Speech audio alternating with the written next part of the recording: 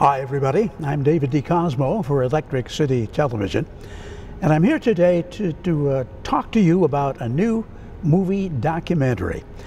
The setting for our interview is Lackawanna College, and our guest is Christopher Hughes, who wears a lot of hats in our community, but today he's here to talk about the movie that he put together.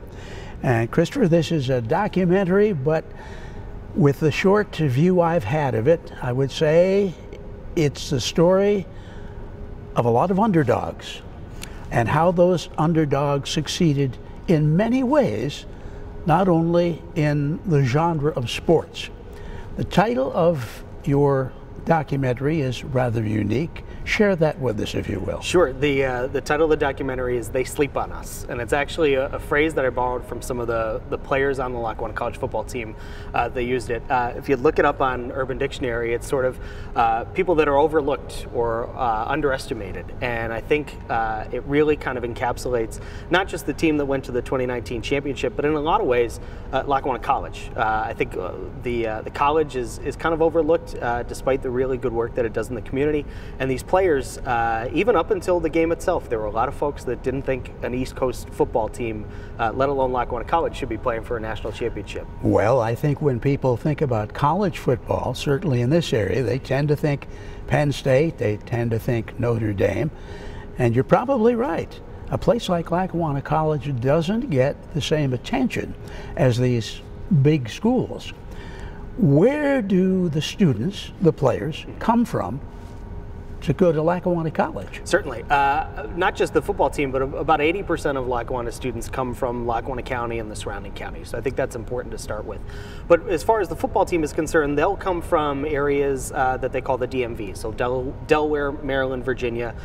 Some folks will come from North Carolina. There'll be students that come from South Carolina or Vermont. So they kind of come from all over, because I think in terms of college football and junior college football, a lot of players know that Lackawanna College is a place where they can get an opportunity to succeed on the field and in the classroom, and then, to the point you made, move on to institutions like Penn State and gain additional success before their player eligibility runs up. Well, we know how big organizations like Penn State and Notre Dame are. You certainly have less resources to work with here. So what can someone coming here in terms of the football program, what can they expect?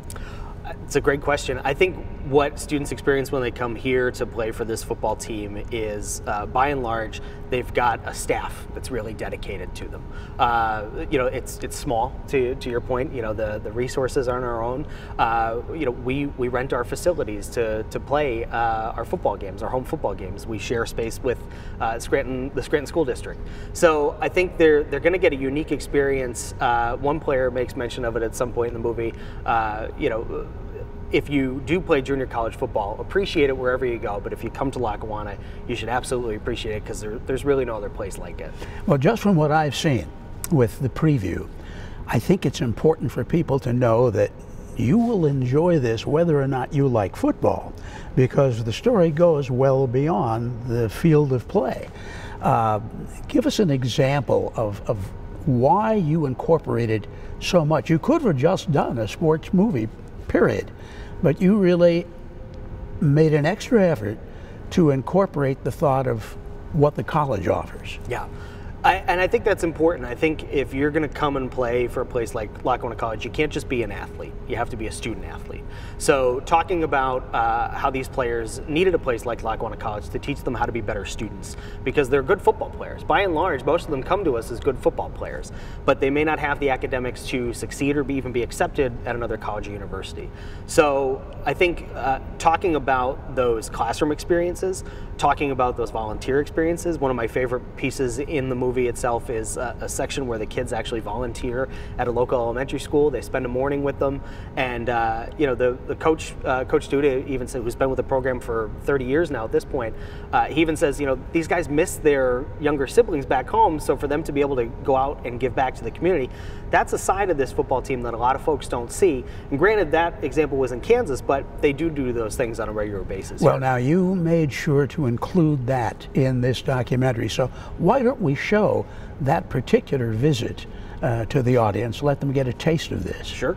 biologist? That's big. You gotta be smart. You got that? You got the brains for it?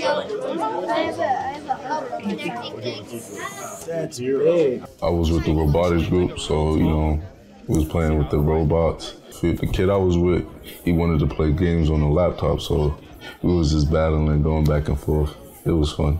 Those are the ones that really count, you know, getting a chance to spend time with the kids, you know, bond with them, enjoy their time, have them enjoy your presence, you know, just be like a role model for them. Yeah. Hey, I got a grip. We'll catch it. Test. Oh! Where that thing you? That was big, just to be, you know, important to some little kids and just be able to impact their life. Because I never had nobody growing up, I never had nobody do that for me, come in my classroom. And you know, players that I potentially look up to, you know, that might go to the NFL one day. I never had that growing up, so for me to give back and give that to kids that I didn't even know, and it felt like I knew them at that moment, it was a blessing. It's so impressive to see how these team members really joined in and participated in something like this. Was this required, or were they all volunteers? What I learned when I was out in Kansas with the team is every year there's 4 elementary schools in Pittsburg, Kansas, where the National Championship Game happens for the NJCAA every year. And so every year, 2 of those schools will be able to host each of the 2 teams, and then they rotate. So every other year, the elementary school where our students volunteer, George Nettles, will get one of the teams competing in the national championship. So it's kind of cool. I think it's important, you know, to show that football is bigger than what happens on the field. It's, you know, maybe you can inspire somebody. Maybe you can show somebody that I had to work hard in my classroom because I'm a good football player, but I had to work hard when I was here in your shoes. In particular, they worked with a 4th grade out in Pittsburgh, and I think it's really important to show that these students' lives are bigger than football, although football plays a tremendously large part of it. The team that we're focusing on was in 2019. So there's been a bit of a gap between that year and this release. I assume that COVID had something to do with that. It sure did. So I was an employee of Lackawanna College at the time when it was filmed, and up until sort of recently. And COVID definitely impacted my workflow, my ability to work on the movie. But really in February of this year, so February of 2022, I took a really focused effort and worked basically every night and weekend for about an hour to 2 hours, every chance I could to finish this thing. COVID definitely impacted when I wanted to put it out, but I think it's kind of fitting. This year is the 30th year of Lackawanna College football. It's Coach Duda's 30th year with the program. He was a defensive coordinator before he became the head coach many years ago. And so I think it's almost fateful. We played the national championship game in the year that was the 125th anniversary of the college, and now we're revealing this documentary in the 30th year of Lackawanna College football. So I think it all kind of worked out, but COVID definitely did impact things a little bit. You mentioned the coach too. And when I think of football movies, I go back and I remember so many years ago the movie about Knute Rockne and that famous speech he gave to the Notre Dame players, you know, when they were losing a game and they came back out and they won again. I know it's a tough question in many regards, but how important was this coach to this team and to this school? I don't think Lackawanna College probably exists without Coach Mark Duda, but not just Coach Mark Duda, all of his associate coaches, his offensive coordinator, his defensive coordinator. It takes, just like it takes a good team on the field, it takes a good team of coaches to be able to put a really strong team effort together. Obviously, Coach Duda has been a part of Lackawanna College football since its beginning. You know, he has players from 20, 30 years ago that he can, you know, text now or message in a Facebook group, and they'll respond because they have a tremendous amount of respect for him and what he did to improve their lives and what he did while he was a coach for them as players on the football field. And as important as he is, football is obviously an important team sport, but you took the time to focus on a lot of individuals too. Why was that important to you? Again, it doesn't happen because of one player. You know, it would have been very easy to perhaps interview the starting quarterback, who was a freshman who had an interesting story because he had played hockey. He had played, hockey up in, I think, Massachusetts before coming back to junior college football. And it could have been very easy to focus completely on the safety, who's now an outstanding player at Penn State, Jair Brown. But those aren't the only players that make up this team. And if I had the amount of tape and time and resources to interview the 60 players that the college flew out to Kansas, I would have done that, but that would have been impossible. It would have been a much longer movie. But I think telling those individual stories really gives you a picture of the breadth and depth of the type of players that come to Lackawanna College, what brings them to Lackawanna College, and what they hope to gain while they're here. How is it that you were able to follow them from the start to the finish? I think I probably dropped about 5 pounds while I was in Kansas. So the opening of the movie, I actually have to give credit to the team itself. They had a couple of GoPro cameras, so those small action cameras, and they were filming before I had actually even landed in Kansas. So that's sort of that like found footage that puts together the beginning of the movie. Pretty rare, though. It's pretty rare that it would be that usable. And there's a lot of it that wasn't very good to use, and it was shaky and things like that. But I was on my feet for about 3 days. I had a constant bag of recharged and recharging batteries. So everywhere I went, I knew where there was an outlet, so I could recharge batteries in between different areas that we were filming in. But there's entire sections of that trip that I have on tape that they're not very compelling to watch. It's the players at dinner, and we did use some of their breakfast, but I filmed breakfast every morning because I didn't know what I was capturing at the time, but I wanted to get it all because I knew that what was happening was really special. Well, let me say, it makes the viewer feel like they were on the team, whether it be a player or perhaps a support person of some sort. Mm-hmm. You feel in this movie, this documentary, you feel like you're really into this team and participating in all the things that they did. They're going to a national championship. It's a junior college league. How competitive is a junior college league? I think it's very competitive. At one point, our then offensive coordinator, Josh Pardini, tells the team there's 67 other teams in America that wish they were here against you guys.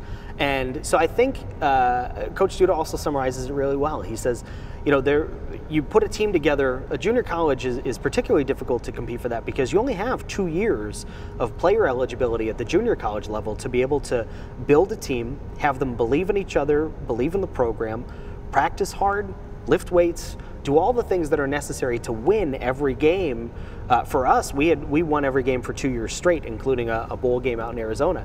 It's incredibly difficult to do, incredibly rare opportunity, and I think that's why it took 27 years for us to get there in the first place. And I think that's why this documentary is really special, because it kind of captures that lightning in a bottle in a way. And without giving out specific things to the audience, the success of that program, looking toward 2019, really propelled several of those players onward. Yes, it did.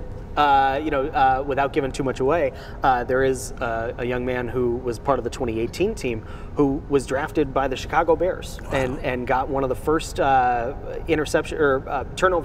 forced turnovers in the NFL season this year as a Chicago Bear. So it's Jaquan Brisker. He graduated from Lackawanna College in 2018, and he's doing tremendous things for himself right now. When you were a player on any team, be it again a Penn State or Notre Dame or Lackawanna College, you have a division of effort. You've got to keep those grades up to stay in school to begin with, but you've got to take the time to work out for the team. How much of their effort had to be devoted, game by game, to practicing and working out on the football field? I think there's a tremendous amount of time that goes in that people don't see. They play for maybe 3 hours every week, 2 hours, 3 hours every week, but the evening practices and things like that, these are players that will get up at 6 o'clock in the morning to run. Based on how the college rents its facilities, sometimes they won't get to practice until 8 o'clock, maybe 10 o'clock at night. We actually got a chance to give a private screening to this year's football team just last week, so that was really really special. And I got to kind of speak to some of the coaches about, you know, what it actually takes. What are the things that people don't see? And they were reminiscing. They were like, there were times we would be bringing these students back to the residence halls at midnight because we had a 2-hour practice and we couldn't get on the field until 10 o'clock. So there's a tremendous amount of time that has to go into actually being a good football player, and because of the circumstances here, it's different than I think students' experience would be at somewhere else. Now that's a day-to-day, week-to-week kind of practice. Now you're going on to a championship game. How about the workout and the practice for that? Yeah, and I feel like it was really limited. They landed, I think, on Tuesday. They were able to practice on that Tuesday. They were able to practice on that Wednesday, which was when I was able to join the team for their final practice on Wednesday. And so there wasn't a lot of time. And there was a great deal of time between their last actual game and the championship game. I think they said there was about 4 weeks between when the college defeated Georgia Military in early November and that December 5th, 2019 game. So you're talking about not practicing your plays in a real environment. Yeah, you can play inter-squad and things like that, but it's different. A game situation is different, and how you're able to adapt on the fly is different than practicing against your teammates. Now, you were there for the final practice before that championship game. You got footage there. That's included in the documentary. Yes. I wonder if we might have a look at that. Yeah, sure, and it's a great spot because really kind of captures how the team feels right before they get a chance to play this game. Let's watch. You know, it's amazing to me how fast it goes. You know, they got here, our first practice was August 1st, and it seems like that was yesterday, but they've matured so much and gotten so much better, so much closer along the way that it is fitting that they ended with the biggest game in the country. Now, we lock the hell in, right? We had our fun, now we hydrate, we study our stuff, we pay attention, we don't act like jerk-offs, right? It's okay, right? What I see is a lot of nervous energy out of you guys. You don't know how to react. That's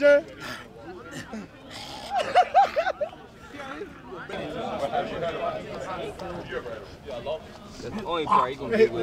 No, it's about to be a movie like life, man. Like life. Hey, shut up! Come on, bro. Shut up! Shut up! I don't think there's any question there's nervousness. There should be. I mean, if you're not excited about this one, they should check your pulse. What a workout. I can just imagine having to go through that kind of workout and facing you know, a major opponent.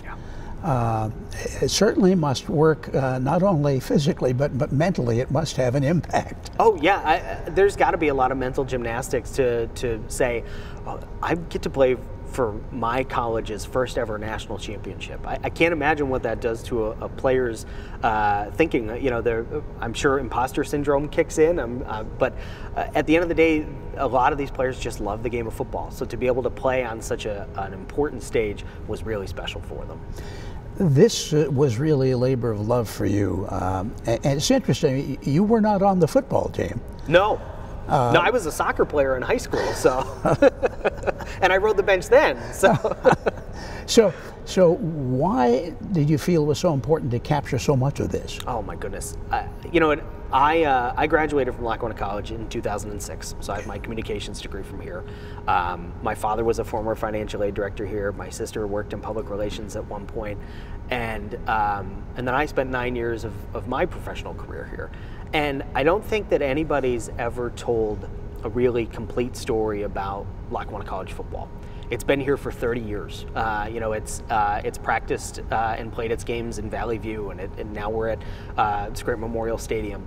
And I think it was really important for me to tell this story really well and give a picture that Lackawanna College football is more than what happens on a Saturday afternoon, because I do appreciate the college so much. The college afforded me a number of tremendous opportunities. You know, my journalism career started while I was a student here because of an internship that I had to take as part of my communications program. And the institution itself is really special to me, and I wanted folks to kind of understand how special this place is and how special this team was in particular and their opportunity. And I think we did it. I think I accomplished that pretty well. Well, I said earlier that this is a documentary that will appeal to people beyond those who follow sports. Would you agree? I hope so. And that's why I think it's kind of important that there's probably about 50 minutes before there's a football game in this movie. There's 50 minutes of storytelling and understanding who these people are. I don't think you could care about this team if you didn't understand who these players and who these coaches were, and how strongly they felt about this opportunity. So it is more than football. It's about friendship, and it's about trusting other people, and it's about believing in a program that, you know, even sometimes in the area right around us, it doesn't get the attention that it deserves. Do you think it will leave sort of a lesson as its legacy to those who may be thinking, I can't go to a Penn State, I can't go to a Notre Dame? Will a junior college work out? Yeah, I think so. And I think we've already seen some of those results. You know, Coach Duda and the staff here have built a tremendous relationship in order to get players from Lackawanna College to Penn State. Like I said, Jair Brown is there now. There's been a number of players that have gone through, but we've sent players to Ole Miss and West Virginia and seen those folks get drafted into the NFL. I was just on Twitter this morning, and Mark Glowinski's father, Mark Glowinski, is a young man from Wilkes-Barre, and he's number 64 for the New York Giants this weekend. And so, you know, but he's a Lackawanna College graduate. Mark Glowinski came from Lackawanna College, went to West Virginia, and now is playing in the NFL. And I think is on his third team in the NFL. And so I think players who follow football and understand junior college football and the way it's structured know that Lackawanna College is a place for them to gain an opportunity. And hopefully more folks will realize that once They Sleep on Us has its, you know, full premiere. But I think the college is really special, and I think our players understand that, especially once they get here and they spend some time. And I suspect that the documentary will go beyond football in terms of letting other people know that the same type of potential success, the same type of potential advancement can be theirs whether they're playing football or whether they're studying sciences. Absolutely, and even the other athletic programs here. You know, at one point in the documentary, Coach Duda says, you know, all sports are wonderful, but football is special. But you know, the college has had tremendous success with its basketball and baseball programs in particular. And then there's folks like me, not to, you know, break my arm patting myself on the back, but I graduated from here with a 2-year degree in communications. I had a wonderful career in journalism. I had a great career to be able to give back to the college, and now I've made a movie. So it's, you know, you can do really tremendous things, and I think Lackawanna College opens a lot of doors for folks who are willing to come here and put in the time and the effort. Well, now the key will be your ability to see this movie, and ironically, the delay in the production sort of worked out well in terms of the premiere. It sure did. So we're premiering the film on Friday, October 28th at 7 p.m. We're doing it in the main building at Lackawanna College, which for a lot of folks in town is the old Scranton Central High School. It's a 7 p.m. showing. It's a $5 suggested donation at the door, and all of those proceeds will go back into the athletic program here. And the following day is our homecoming game. So I think it's really nice that I'm able to do this for homecoming weekend. There are some plans. We still have, because of COVID, we talked about COVID earlier, some of those players are still playing even though it's 3 years later because COVID had kind of interrupted player eligibility. And so the college is talking about doing another special event tied to their spring game in May when some of those players can actually come back and see this film for the first time. You're hoping perhaps you'll have additional showings then as time goes on? I think so. And you know, we want to release it digitally, but we want to give those students the special opportunity to see it before the entire public can see it. Understandable, sure. Yeah. Well, Christopher Hughes, I tip my hat to you for a job well done on this documentary.